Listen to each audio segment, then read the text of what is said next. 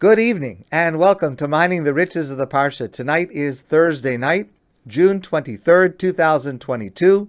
I am so happy to be with you, that we can study together tonight. I missed you last week, and actually I just want to mention I will miss you next week, because my plan is that a week from tonight I will not be here. We're planning to go away for a long weekend, so we will be off next week. But then after that, hopefully we'll be able to continue in a consistent fashion, hopefully through the summer. There's a passage in Sefer Malachim, the Book of Kings, where God says to Shlomo HaMelech, King Solomon, God says to him, Sha'al ma etein lach. Ask me for something, and I will give it to you. What an amazing statement. Okay, Shlomo says what Shlomo says. But could you imagine if you had 1 minute directly with God and God said the same thing to you? God said, ask me. Ask me for one thing, and I'm going to give it to you. What would be the most important thing in the world to you? What would you ask for? What is the single thing that is the most important thing in life? It's a very revealing question. And each of us should ask ourselves that question. And then we should consider, am I living my life to try to reach that one single most important goal in life? Am I moving towards that? And if not, well, what should I be doing?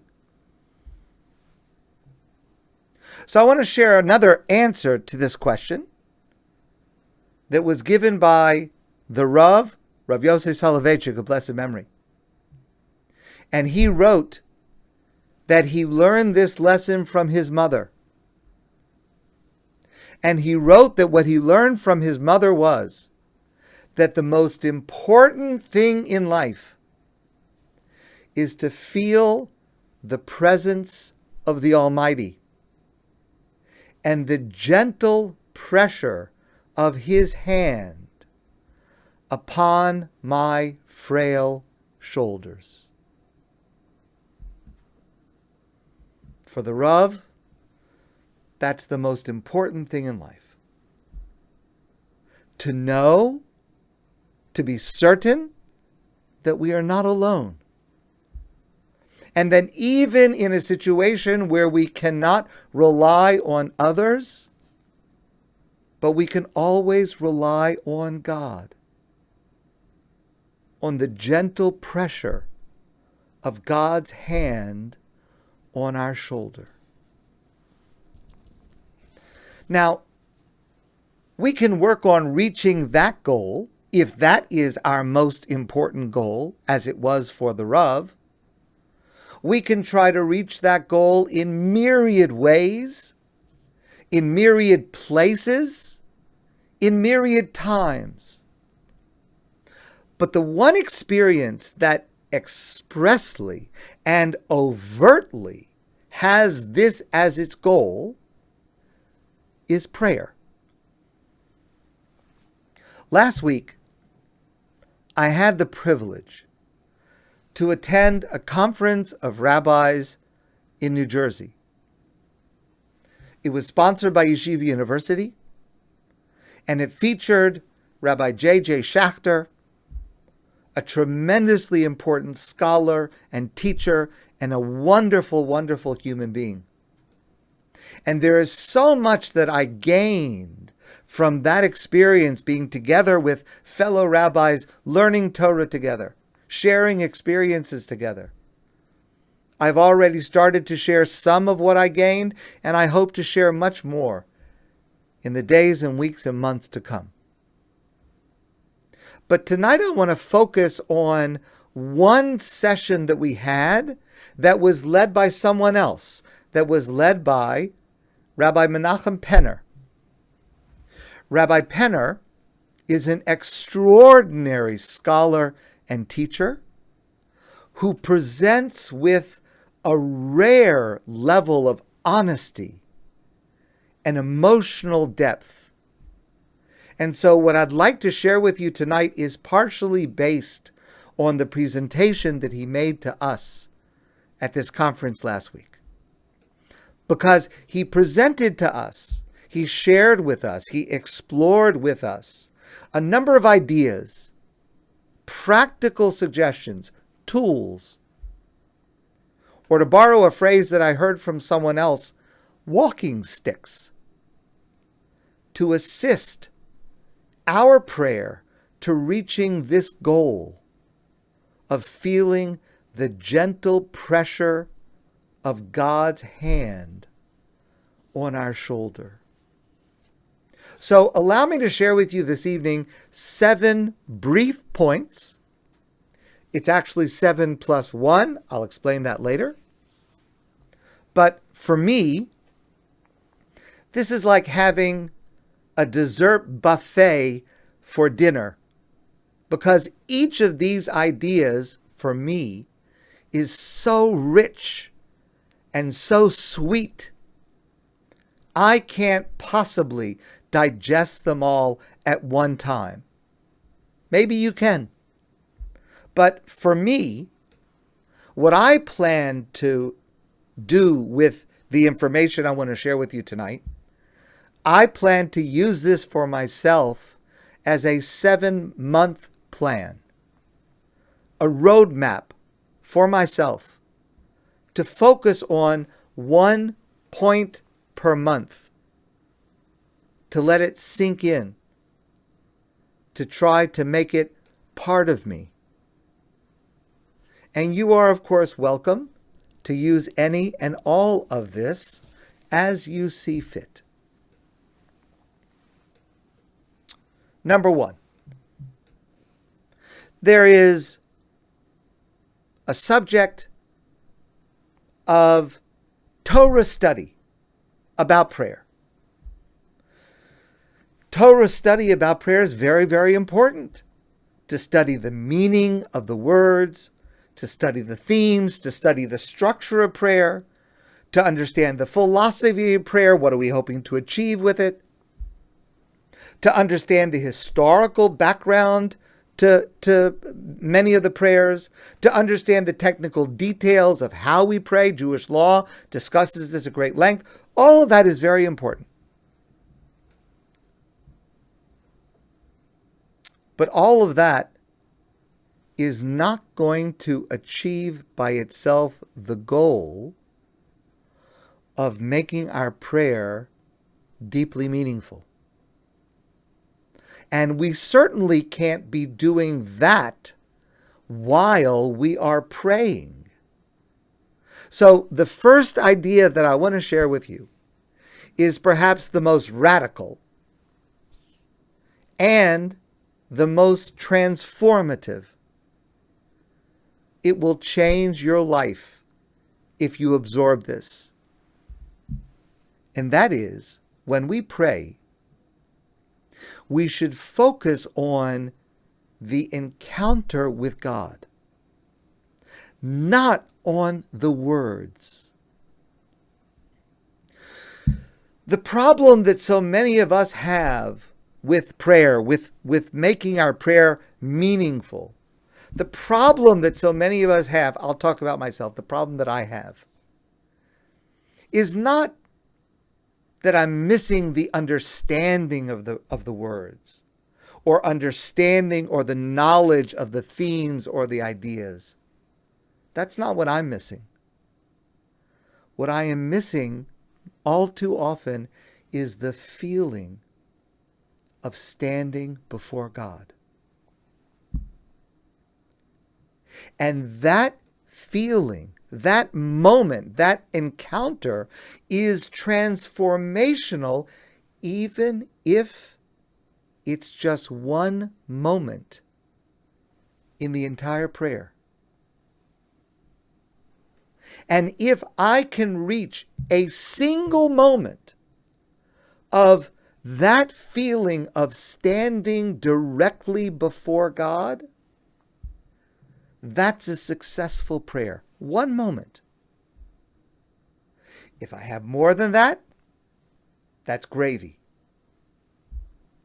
But a single moment, and I might be in shul, I might be davening for a half hour, for an hour, for 3 hours. If I have a single moment where I feel I'm standing before God, then I will have achieved in that moment what prayer is supposed to accomplish. Anything more is gravy. In the Torah, we have several prayers that Moshe prayed at different points in his life, different points in the Torah. For example, we have the prayer Az Yashir. Az Yashir Moshe v'nei Yisrael. Es Ashira Azos. Moshe and the Jewish people sang this amazing song of praise to God after the splitting of the Red Sea.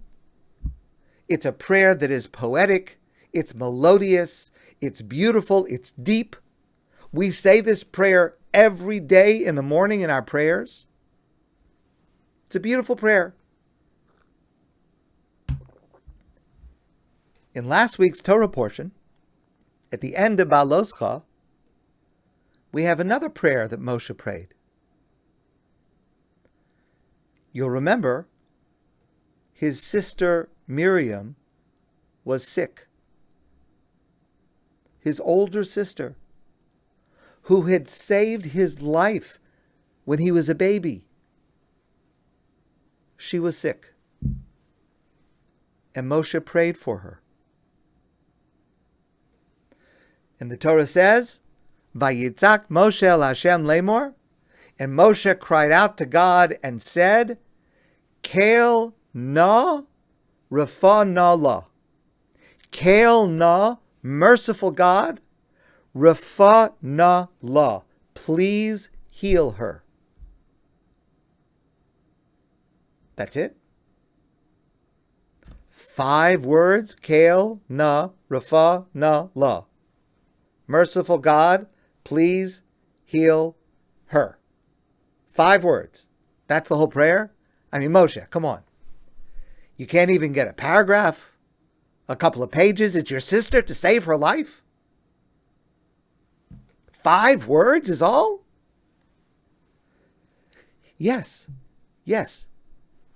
5 words. Because the number of words in a prayer does not indicate the power of that prayer. The power of the prayer, the power of Moshe's prayer for his sister Miriam is indicated by one word. Vayitzak Moshe. Vayitzak. And Moshe cried out. Moshe yelled. Moshe screamed. Moshe was in tears. That's it. That's what prayer is. The power of prayer is indicated by the passion, not by the number of words. It doesn't matter how many words you say. And this is a really important point. Let's say you come to shul. Let's say you come to ADATH. And let's say, and I hope, you pray slower than other people pray. And people sometimes say to me, I can't keep up. I can't say all these words. Please hear me very carefully. Don't say all the words. Don't worry about how many words you say. Say 5 words with meaning, with feeling. You will have had a successful prayer. 5 words with intensity, with awareness, with consciousness, with feeling God's presence. That is more powerful than all of the reading and skimming and turning pages and mumbling and talking to your neighbor and daydreaming. Just do 5 words, but with the sense that you're speaking directly to God. That is a successful prayer. And I must tell you, this is a startling idea. And to be very, very honest, this is such a relief to hear this, because I can do this.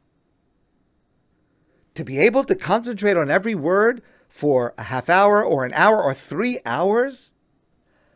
Who is able to do that? I'm sure some of you can do that. Okay. I can't do that.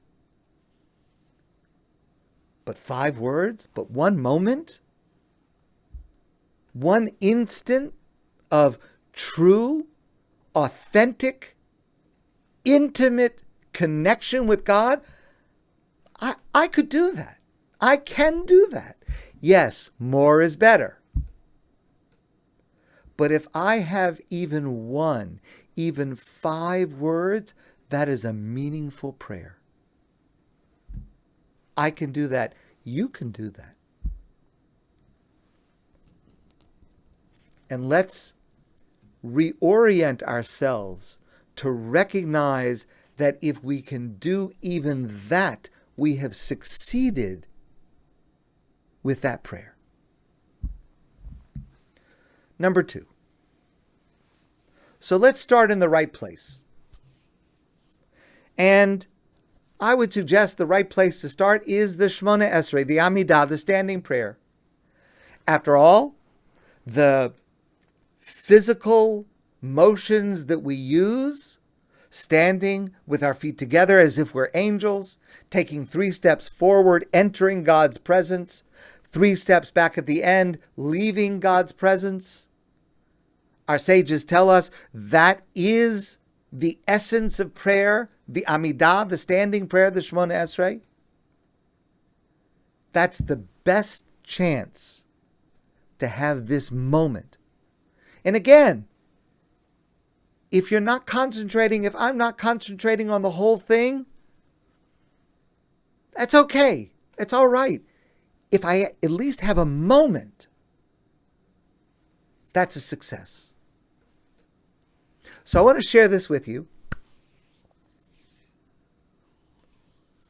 as an idea, as a visualization to try to prepare for that moment of beginning the Amidah. And this is I found this to be just an incredible insight. Okay. So imagine you're on an airplane. And the airplane is on the runway. And you're about to take off. It's about to start rolling down the runway.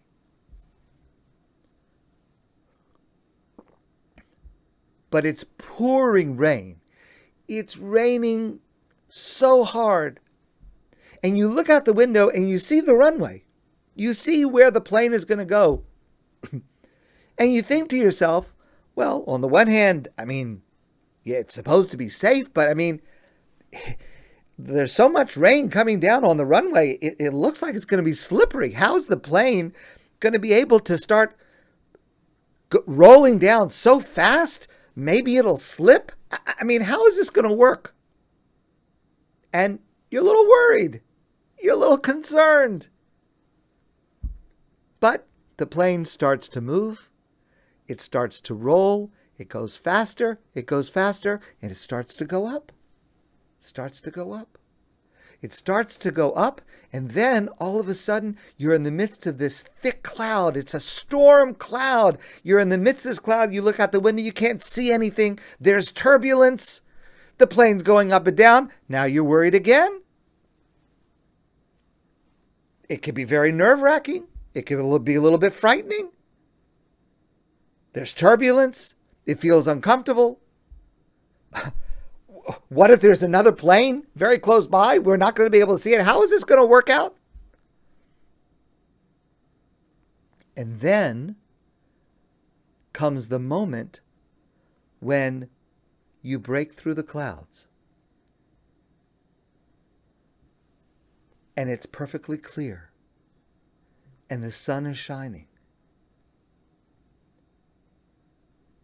And it's perfectly calm.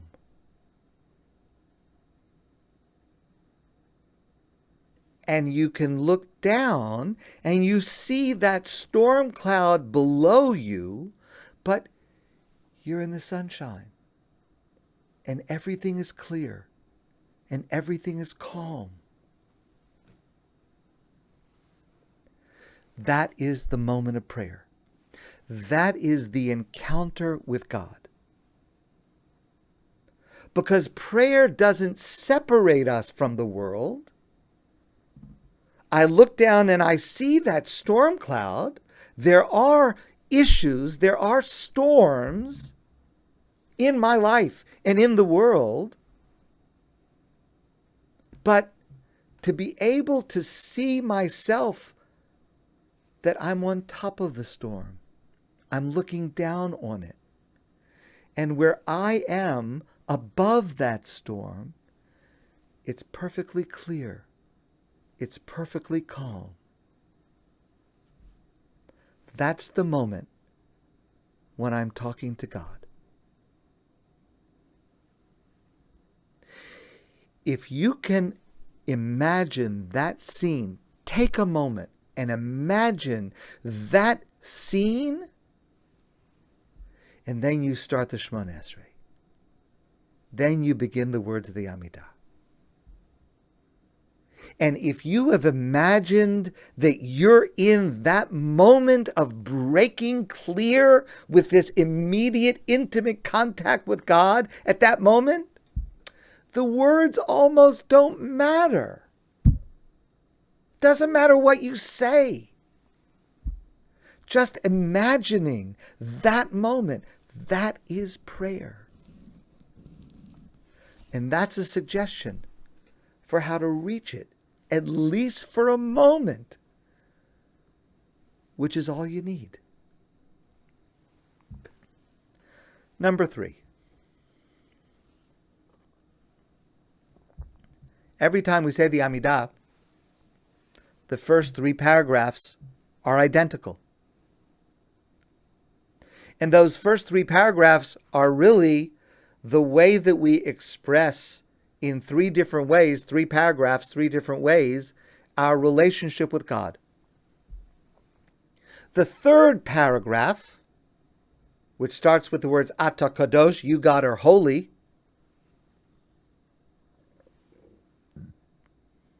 that expresses our relationship with God through holiness, through sanctity. That's hard to do. It's hard to wrap our minds around what does it mean that God is holy, that I'm connected to God. That's hard. That's the 3rd paragraph. The 2nd paragraph relates to God through gvura, through strength, refers to God as a melech, a king, a sovereign, powerful. Okay, maybe more people can relate to that. More people can grasp the idea of God's power and God's strength and God's might. Not all of us, but maybe some of us can. But the first paragraph. And it's the first paragraph because it's the most important. Because it is the most accessible relationship we have with God. The first paragraph expresses how we relate to God as our Father, as our parent. And that's the most important relationship we have. That's why it comes first. Now, we all understand that when we approach our Father with a request, sometimes the answer is no. But still, that is where we go with every need that we have. We ask our father, we ask our mother, we ask our parent. That's where we take our needs, our requests, our wants. And so what we should derive from that first paragraph is talk to God like you would talk to a parent. And that's what we need to do. We need to talk to God like we talk to our mother, like we talk to our father. Because that is the most essential relationship and connection we have with God. Number 4. We need to find places and times to connect to God outside of prayer. So I want to challenge you, and I want to challenge myself. Find at least one time during the day, not during prayer, not in shul, one time during the day where you can connect to God in your own way, in your own words, in your own manner. My colleague, Rabbi Ephraim Goldberg, recently wrote, if you never talk to God outside of the synagogue, it is difficult to connect with Him in the synagogue. If you never talk to God without a siddur, without a prayer book, it's very hard to feel that you are talking directly to God with a prayer book. Ask, thank, protest. Just talk to Him in your own words, because God is listening.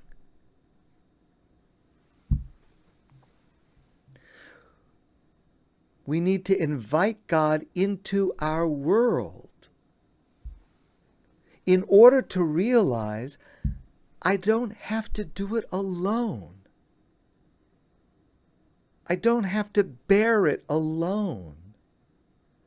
I can ask my father, I can ask my mother for what I need.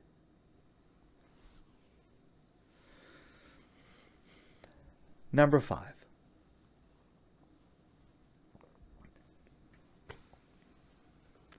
So, Rabbi Penner told this story, which he had heard from someone else. He has a friend who will not kill a bug. Maybe you know people like this. We say in our prayers, God has compassion on every creature. And if there's a bug, no matter how disgusting, no matter how big, no matter how upsetting it is, this friend, he'll catch it and then take it outside and release it, but not kill it. He would never kill a bug.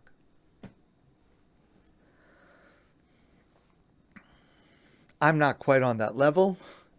There's certain bugs that make me a little, I don't like certain bugs. So I'm not at this level. I don't know about you, but there's this man and he would never kill a bug.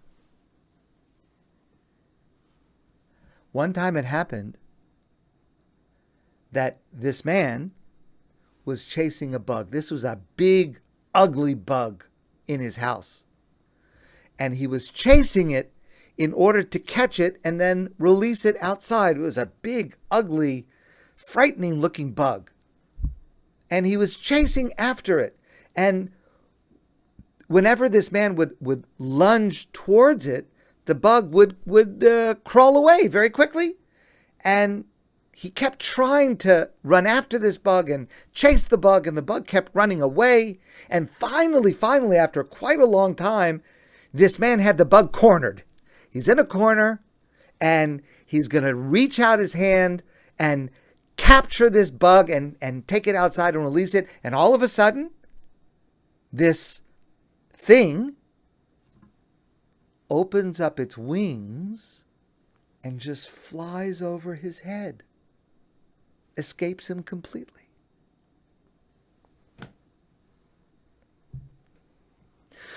So this man is so angry at the bug, and he starts talking to this bug, and he says, if you can fly,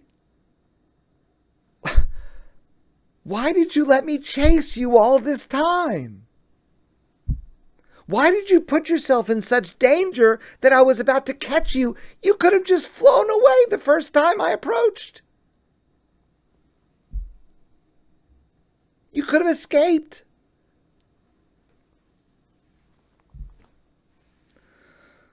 But aren't we all that bug?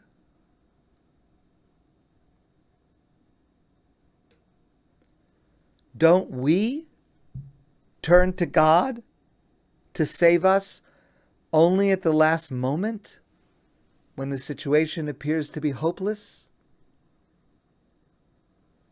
That's when we turn to prayer all too often.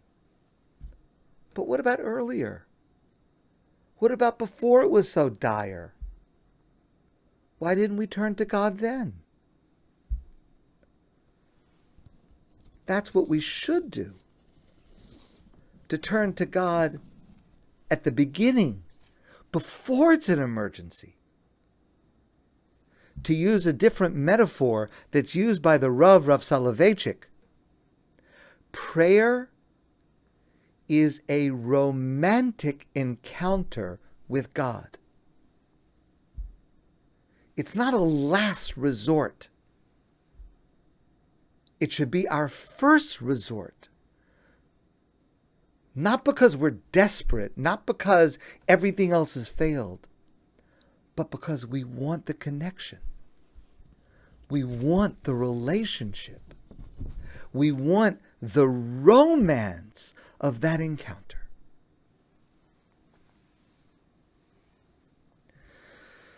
Number 6. I was so shocked when I heard Rabbi Penner say this.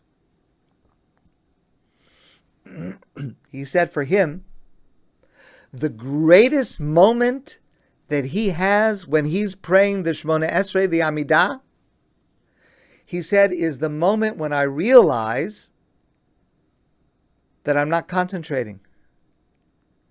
I realize I'm just saying the words and I'm not paying attention.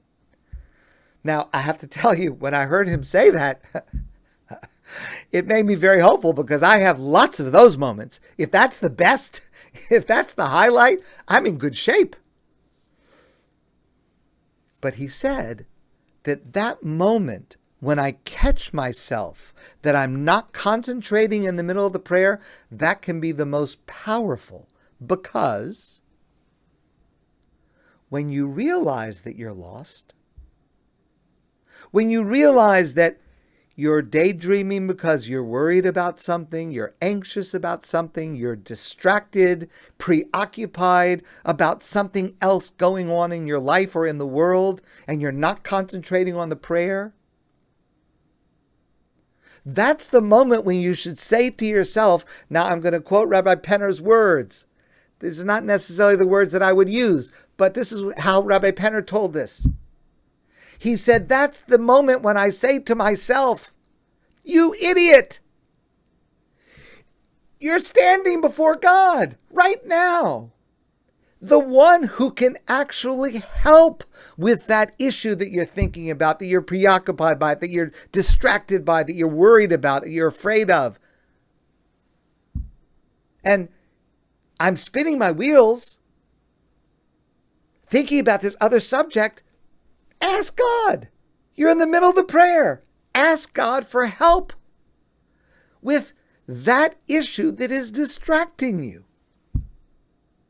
That moment when we realize that we're lost can be the deepest, highest, most meaningful moment, because we take what is in our lives, what's going on, and we bring it to God. You're the one that can help with this. That's where it belongs. It can be the deepest moment of all.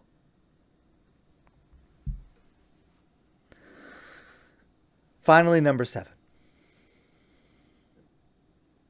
So we have this image of the Amidah, of the Shemona Esrei, based on the movements which I mentioned before.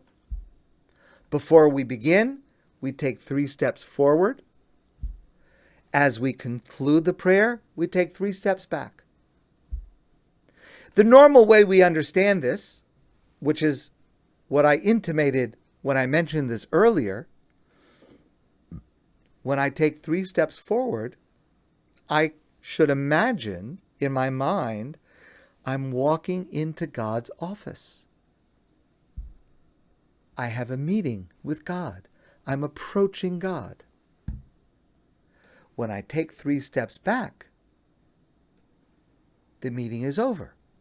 I'm leaving God's office. I'm leaving God's immediate presence. That's the normal way we understand this. Try this instead. Try to imagine this instead. When I take 3 steps forward at the beginning of the prayer, I'm walking into God's office. I have a meeting. I have an appointment. I have an encounter. When I conclude the prayer and I take 3 steps back, God is walking with me out of his office. I'm not in this alone. God is coming with me when I finish my prayer. That is the essence of prayer.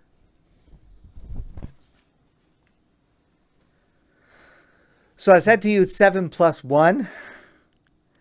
And I want to just confess this is a tease, because there's one more gem, but I plan to introduce it and share it at ADATH this Shabbos morning.